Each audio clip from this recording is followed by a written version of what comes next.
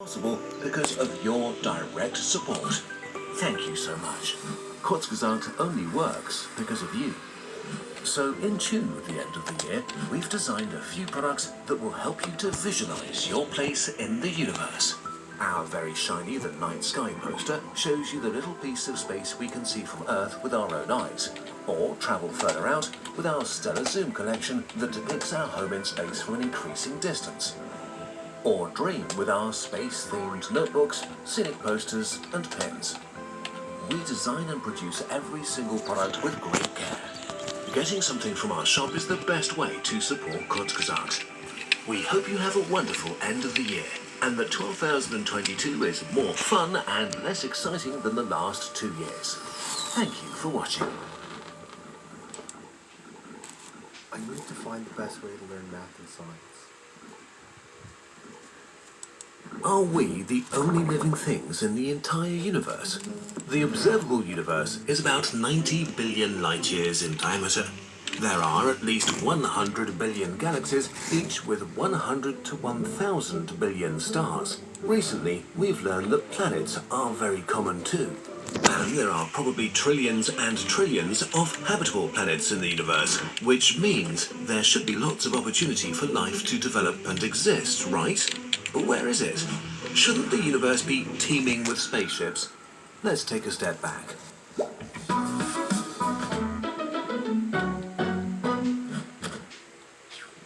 Even if there are alien civilizations in other galaxies, there's no way we'll ever know about them. Basically, everything outside of our direct galactic neighborhood, the so-called local group, is pretty much out of our reach forever because of the expansion of the universe. Even if we had really fast spaceships, it would literally take billions of years to reach these places, traveling through the emptiest areas in the universe. So let's focus on the Milky Way. The Milky Way is our home galaxy. It consists of up to 400 billion stars. That's a lot of stars. Counting one per second, it would take you 100 lifetimes to count them all. There are about 20 billion Sun-like stars in the Milky Way, and estimates suggest that a fifth of them have an Earth-sized planet in its habitable zone, the area with conditions that enable life to exist. If only 0.1% of those planets harbored life, there would be 1 million planets with life in the Milky Way. But wait, there's more. The Milky Way is about 13 billion years old. In the beginning, it would not have been a good place for life because things exploded a lot. But after 1 to 2 billion years, the first habitable planets were born. Earth is only 4 billion years old, so there have probably been trillions of chances for life to develop on other planets in the past. If only a single one of them had developed into a space-traveling super-civilization, we would have noticed by now. What would such a civilization look like? There are 3 categories. A Type 1 civilization would be able to access the whole energy available on its planet. In case you're wondering, we're currently around 0.73 on the scale, and we should reach Type 1 sometime in the next couple of hundred years. Type 2 would be a civilization capable of harnessing all of the energy of its home star. This would require some serious science fiction, but it is doable in principle. Concepts like the Dyson sphere, a giant complex surrounding the sun, would be conceivable. Type 3 is a civilization that basically controls its whole galaxy and its energy. An alien race this advanced would probably be godlike to us. But why should we be able to see such an alien civilization in the first place? If we were to build generation spaceships that could sustain a population for around 1,000 years, we could colonize the whole galaxy in 2 million years. Sounds like a long time, but remember, the Milky Way is huge. So if it takes a couple of million years to colonize the entire galaxy, and there are possibly millions, if not billions of planets that sustain life in the Milky Way, and these other life forms have had considerably more time than we've had, then where are all the aliens? This is the Fermi paradox, and nobody has an answer to it. But we do have some ideas. Let's talk about filters. A filter in this context represents a barrier that is really hard for life to overcome. They come in various degrees of scary. 1. There are great filters, and we have passed them. Maybe it is way harder for complex life to develop than we think. The process allowing life to begin hasn't yet been completely figured out, and the conditions required may be really complicated. Maybe in the past, the universe was way more hostile, and only recently have things cooled down to make complex life possible. This would also mean that we may be unique, or at least one of the first, if not the first, civilization in the entire universe. 2. There are great filters, and they are ahead of us. This one would be really, really bad. Maybe life on our level exists everywhere in the universe, but it gets destroyed when it reaches a certain point, a point that lies ahead of us. For example, awesome future technology exists, but when activated, it destroys the planet. The last words of every advanced civilization would be, "This new device will solve all of our problems once I push this button." If this is true, then we are closer to the end than the beginning of human existence. Or maybe there is an ancient Type 3 civilization that monitors the universe, and once a civilization is advanced enough, it gets eliminated in an instant. Maybe there is something out there that it would be better not to discover. There is no way for us to know. One final thought, maybe we're alone. Right now, we have no evidence that there's any life besides us.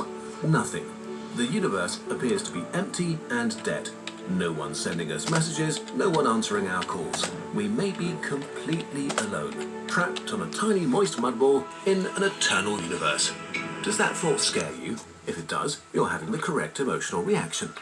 If we let life on this planet die, perhaps there will be no life left in the universe. Life will be gone, maybe forever.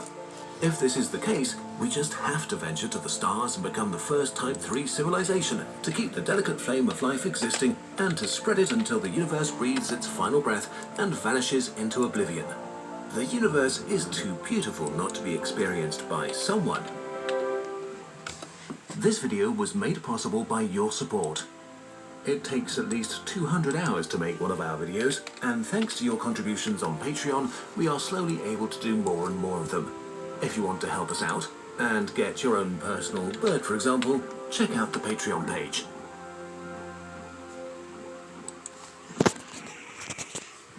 When you think Wawa, think dinner. Enjoy dinner your way starting at 4 p.m. Gotta have a Wawa.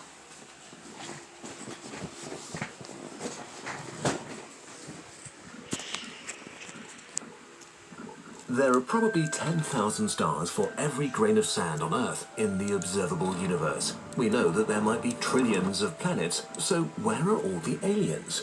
This is the Fermi paradox. If you want to know more about it, watch part 1. Here, we look at possible solutions to the Fermi paradox. So, will we be destroyed, or does a glorious future await us?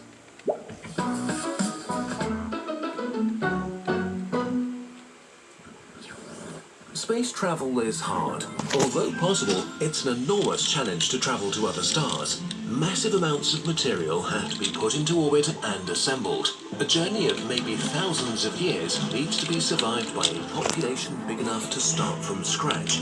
And the planet might not be as hospitable as it seemed from afar. It was already extremely hard to set up a spaceship that could survive the trip. An interstellar invasion might be impossible to pull off. Also, consider time. The universe is very old. On Earth, there's been life for at least 3.6 billion years. Intelligent human life for about 250,000 years, but only for about a century have we had the technology to communicate over great distances. There might have been grand alien empires that stretched across thousands of systems and existed for millions of years, and we might just have missed them. There might be grandiose ruins rotting away on distant worlds. 99% of all species on Earth have died out. It's easy to argue that this will be our fate sooner or later. Intelligent life may develop, spread over a few systems, and die off, over and over again. But galactic civilizations might never meet, so maybe it's a unifying experience for life in the universe to look at the stars and wonder, where is everyone? But there is no reason to assume aliens are like us, or that our logic applies to them. It might just be that our means of communication are extremely primitive and outdated. Imagine sitting in a house with a Morse code transmitter. You'd keep sending messages, but nobody would answer, and you'd feel pretty lonely. maybe we're still undetectable for intelligent species and will remain so until we learn to communicate properly. And even if we met aliens, we might be too different to be able to communicate with them in a meaningful way. Imagine the smartest squirrel you can. No matter how hard you try, you won't be able to explain our society to it. After all, from the squirrel's perspective, a tree is all that a sophisticated intelligence like itself needs to survive. So, humans cutting down whole forests is madness.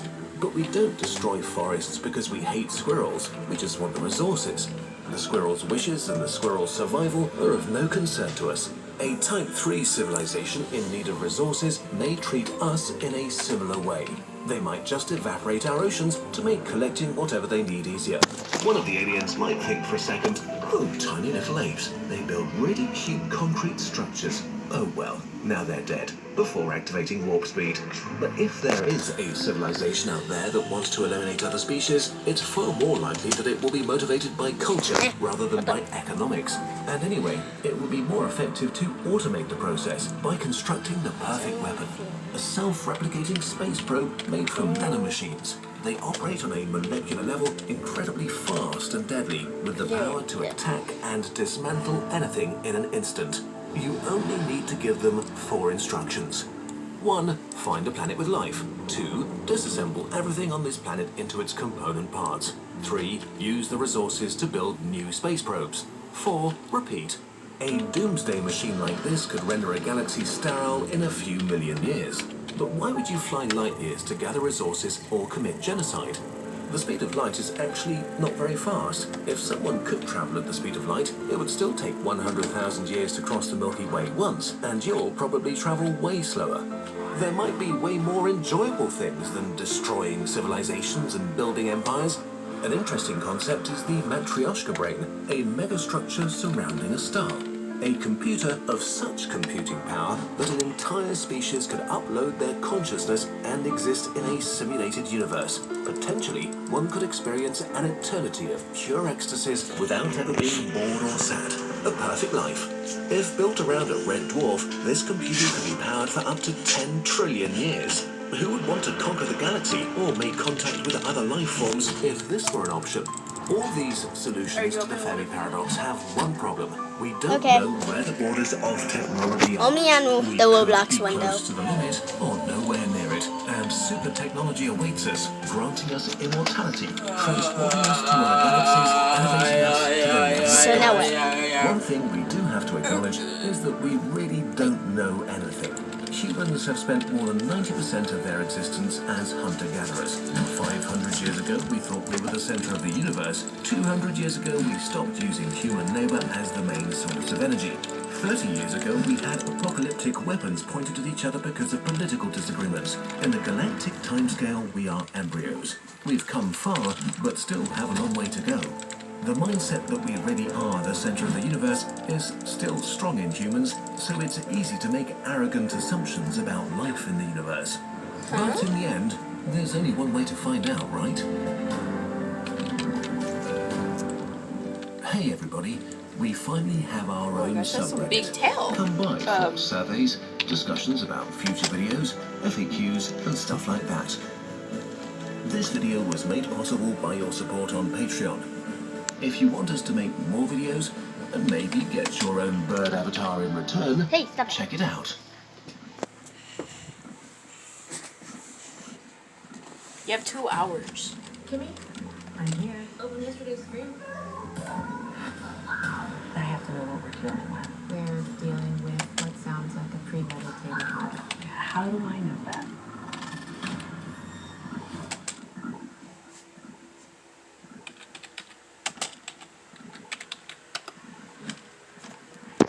One second.